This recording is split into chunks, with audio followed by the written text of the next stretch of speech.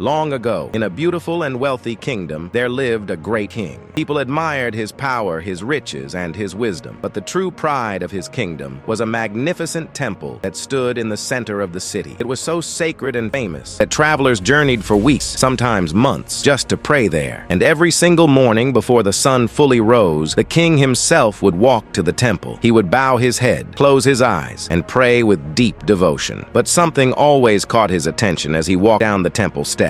Two beggars. They sat there every day, one on the left side of the stairs and one on the right. The beggar on the left would lift his hands to the sky and say softly, "Dear God, you have blessed the king with so much, but please bless me a little too." But the beggar on the right would look directly at the king and say, "Oh, mighty king, God has given you so much wealth. Please share a little with me." This happened every day, every single morning. At first, the king ignored them, but one afternoon, while sitting quietly in his royal chamber, something about those two voices returned to his mind. He slowly smiled. "Interesting," the king said. "Both are asking for help, but their faith is in different places. One trusts God, the other trusts me." So the king called his minister. "Tomorrow," the king said, "I will be traveling outside the kingdom." The minister bowed. "The beggar on the right always asks me for help," the king continued. "While I'm gone, I want you to give him something in my name." The minister listened carefully. "Oh, prepare a bowl of sweet rice pudding," the king said, "and hide gold coins at the bottom of it." The minister's eyes widened. "Yes, your majesty." "Give it to him," the king said. "His life will change forever." The next morning, the minister did exactly as he was told. He prepared the sweet pudding, hid several gold coins underneath, and carried it to the temple. He walked up to the beggar on the right. "You always ask the king to share his blessings with you," the minister said. "Today, the king has sent this for you." The beggar's eyes sparkled with excitement. "Finally," he whispered with joy. "The king heard me." He grabbed the bowl and began eating quickly, proudly. As he ate, he glanced at the other beggar and laughed. "Look at this, royal food," he said. "Yes, you will never taste something like this." He continued eating greedily, spoon after spoon. But halfway through, he became full. Carelessly, he pushed the bowl toward the other beggar. "Here," he said arrogantly, "take the rest. This is probably the closest you'll ever get to eating like a king." The beggar on the left simply smiled, a quiet, peaceful smile. "Thank you," he said gently. He took the bowl and went home. That evening, in his small, simple home, he began eating the pudding slowly, one spoon, then another. And suddenly, his spoon hit something hard. Confused, he looked down. Something was shining at the bottom of the bowl. Gold coins. His hands started shaking. His eyes filled with tears. In that moment, he realized something powerful. God had answered his prayers. From that day on, he never begged again. But every morning, he still came to the temple, not to ask for anything, only to say you. Days later, the king returned to the kingdom and went back to the temple as usual. But when he looked at the stairs, something surprised him. The beggar who used to sit on the left was now standing happily, praying with gratitude. But the one on the right was still there, still begging, still waiting. Confused, the king asked what had happened. After hearing the story, the king took a deep breath and walked. Then he said something the entire kingdom would never forget. "The other man always said, 'Oh God, bless me,' but you said, 'Oh king, help me.'" The king paused. "I sent the blessing for you, but it reached the one whose faith was in God." Silence filled the temple step. And then the king's one final truth. "What is truly meant for you will always find its way to you. No person can block, no situation can stop it, and no mistake can steal it. Because when God decides to bless someone, that blessing never gets lost. It always finds the right person. So never lose faith, even when life looks unfair, even when others seem ahead of you, even when nothing makes sense. Because what is truly yours is already on its way. And when it arrives, nothing in this world will be able to stop it."